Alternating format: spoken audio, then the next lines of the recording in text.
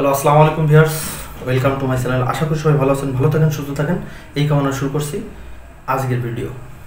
তো আজকের ভিডিওতে আবারও একটা কথা উঠছে যে আমরা পে কমিশন টিমটা গঠন হয়েছে। পে কমিশন টিমের মাধ্যমে আমরা টিম গঠন হওয়ার পরে আমরা খুবই খুশি ছিলাম যে আমাদের একটা বেতন টেতন হবে।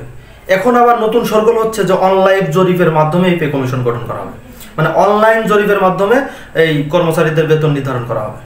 তো অনলাইন জরিপের মাধ্যমে বেতন নির্ধারণ করা হলে অনলাইনে যদি আপনি কিছু একটা অর্ডার করেন, সেটা আপনি মোবাইল স্ক্রিনে এক রকমের দেখেন বা প্রোডাক্টটা এক রকমের দেখেন, আপনার হাতে আসে পাওয়ার পরে দেখেন যে অন্য রকমের। তো অনলাইনের কি বিশ্বাস? এই অনলাইন জরিপের মাধ্যমে কি বিশ্বাস? অনলাইন জরিপে সাধারণ মানুষের যদি মতামত নেওয়া হয়, তা তারা কি আপনার সঠিক মতামত দেবে?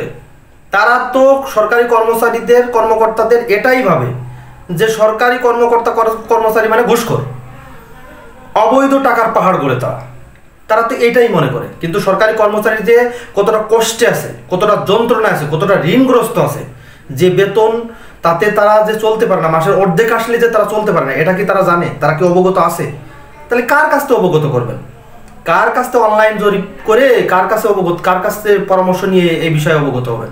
কারণ তারা তো আমাদেরকে সঠিকভাবে বোঝেই না, তারা তো আমাদের ভিতরের কাহিনী জানে না। তারা জানে সরকারি চাকরি মানে মাস গেলেই বেতন, রেশন, পেনশন, তারা তো এটাই ভাবে। তারা তো আমাদের বিষয়ে নেগেটিভ ধারণাই দিবে। তো অনলাইন জরিপের কথা বলে এই তালবাহানা করবেন না, এটা কর্মচারীরা মেনে নেবে না। ওর থেকে ডাইরেক্ট বলে দেন যে আমরা পে স্কেল দিতে পারবো না, তাহলে সরকারি কর্মচারীরা মেনে নেবে। কিন্তু এই সমস্ত তালবাহানা, অনলাইন জরিপ, এগুলো মেনে নেবে না, এইগুলো বলবেন না। কারণ অনলাইন জরিপের মাধ্যমে তারা কিছুই কর্মচারীদের বিষয়ে তারা অবগত না। কারণ একটা সরকারি কর্মচারী বর্তমান যে বাজার দর আছে, এই বাজার দরের সাথে সমন্বয় করে তার বেতন সে নির্ধারণ করতে পারে না, সরকার যদি তাকে না দেয় পে স্কেল।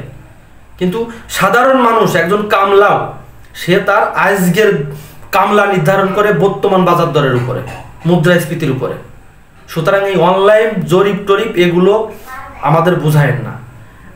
আপনারা যদি বাস্তবতার সাথে মিল রেখে পে স্কেল দিতে পারেন তো সেটা বলবেন। কারণ বাস্তবতার সাথে পে স্কেল না দিলে এই সরকারি কর্মচারীরা জীবনেও তাদের জীবন অতিবাহিত করতে পারবে না।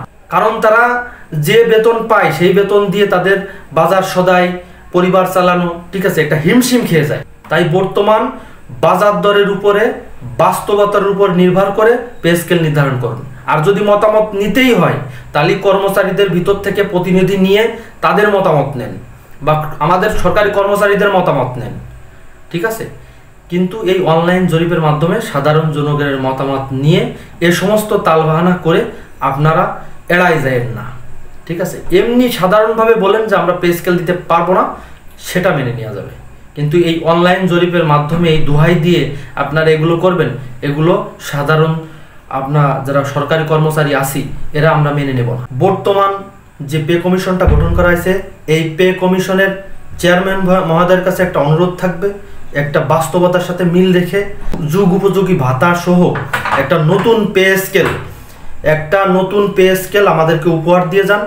আমরা কর্মচারীরা সারা জীবন এই পে কমিশন টিমের কাছে, বর্তমান অন্তর্বর্তীকালীন সরকারের কাছে সারা জীবন কৃতজ্ঞ থাকব।